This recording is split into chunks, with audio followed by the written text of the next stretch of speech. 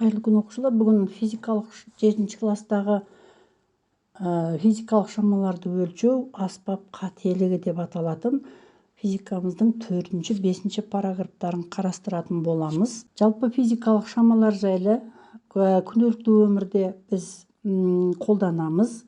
Мысалы, балалар қолымыздағы сызғыш физикалық аспап болып табылады. Транспортер, автомобильдердегі не болмаса амперметр, тоқты өлчейтін, үйдегі қолданатын градусниктер, мензуркалар, сағат, осылардың барлығы физикалық аспаптар болып табылады. Енді осы төмендегі құралдар қандай физикалық шамаларды өлчеуге арналған дейді.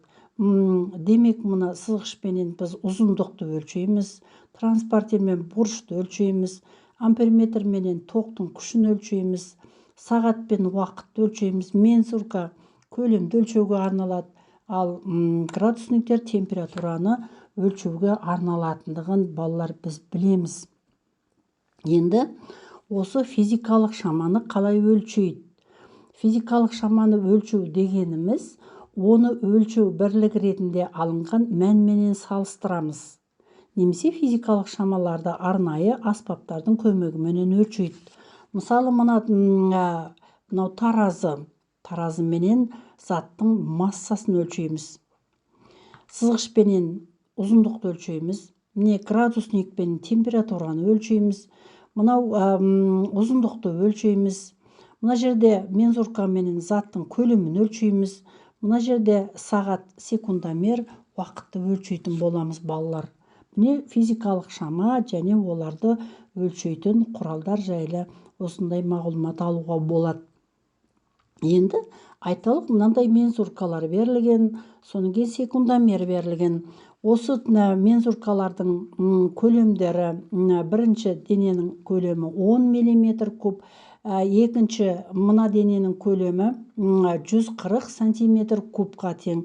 Біз оның бөліктің құнын 5 см куб. Ал мына секундомердегі уақыт 10 секундты көрсетеді.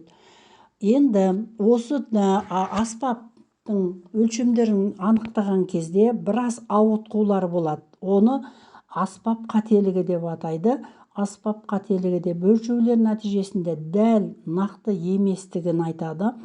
Зерттеу жүргізгенде немесе зертханалық жұмысты орындағанда өлшенетін физикалық шамалардың мәнінен жазудың арнайы үлгісі ретінде осы қателікті табуға болады. Сонда осы аспаптың шамасын, көрсету шамасын плюс-минус әгіндегі қателіктерге қосамыз. Мұндағы өлшенетін шама, өлшенген мән және өлшеу қателігі. Өлшеу қателігін тапқан кезде бөліктің құнның жартысына тең шаманы айтатын боламыз. Енді осы айтқанымызды дәлелдеп көрейік балалар. Мысалы, бізге мынандай термометр берілген, өздеріңде қолданатын. Сол қазір бұл температура көрсетіп тұр. Енді бұл жерде ең алдыменен бөліктің құнын табып алу керек. Бөлік құны дегеніміз кез келген, мысалы 20 мен 10-ның арасын алайық. Міне 20 мен 10-ның арасын алсам, осының арасында 10 бөлік тұр. 20-дан 10-ды аламында сол бөліктің санына бөлім. Сонда 1 градус. Демек, әр шкала немесе бөліктің құны 1 градус Цельсийді береді.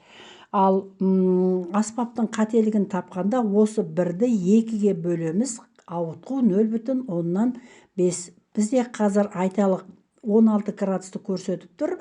16 градус Цельсий плюс-минус 0,5 әгіндегі қателікті көрсетеді. Қарындаштың оралған сымның суретін қараңыздар, өлшеу жүргізіңіздер дейді. Енді айталық орамдарының мына сызғышы арқылы мына сымның ұзындығын өлшеу керек. Орамдардың жалпы санын өлшеп жазыңыз. Бұл жерде көріп отырмыз, балалар 5,4 см, миллиметр менен 54 миллиметр.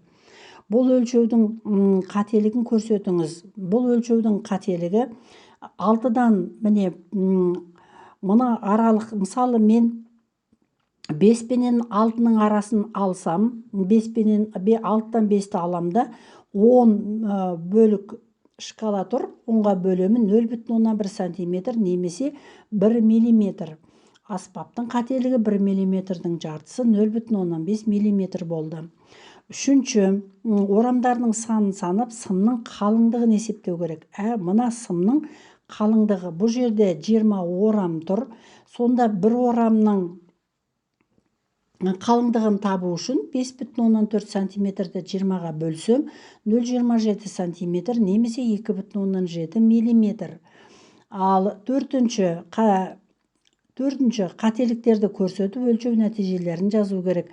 Сонда 54 миллиметр плюс минус 0,5 миллиметр. Сонда қазір мына сымның ұзындығы 54 миллиметр.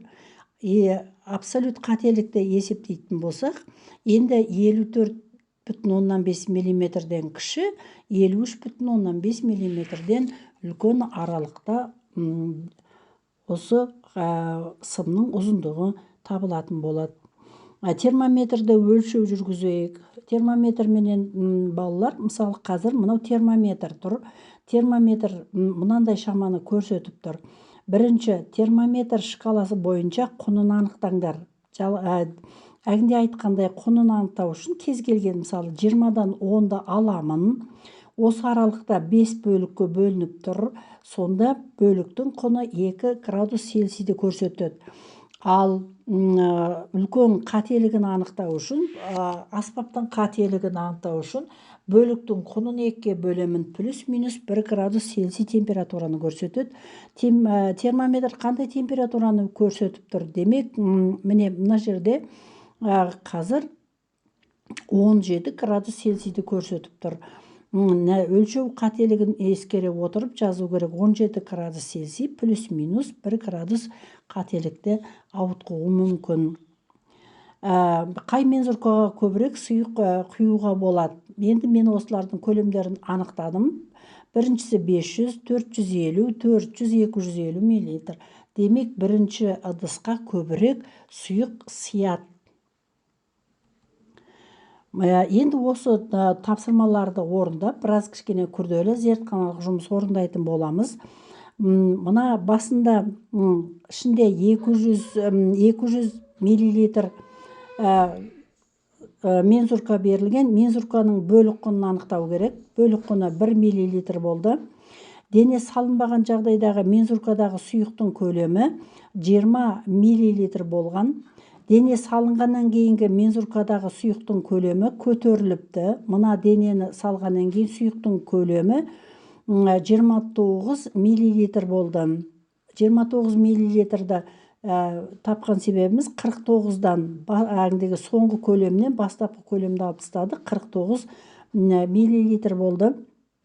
Дене массасы 80 грамм. Дененің тығыздығын анықтау керек. Дененің тығыздығын анықтау үшін массаны көлемге бөлеміз. Массасы 80, оның минус 3 дәрежесі килограммды.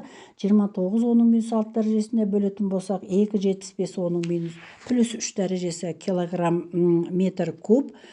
Бұл 2750 килограмм метр куб. Мына сұйыққа батырылған, салынған дененің тығыздығы.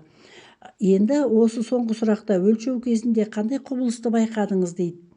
Мен мына денені салған кезде судың деңгейі көтерілді, және менің салған денем батты. Себебі дене суға батты. Себебі дененің тығыздығы судың тығыздығынан үлкен. Судың тығыздығы балалар 1000-ға тең, ал сұйыққа салынған дененің тығыздығы 2750 килограмм метр куб болды. Бұны болашақта Архимед заңы, дененің салмағы деген тақырыпты өткенде тағы да қайталайтын боламыз. Міне балалар, біз бүгін осындай тақырыптарды қарастырдық. Назарларыңа рахмет. Келесі біздің тақырыптарды қарастырамыз.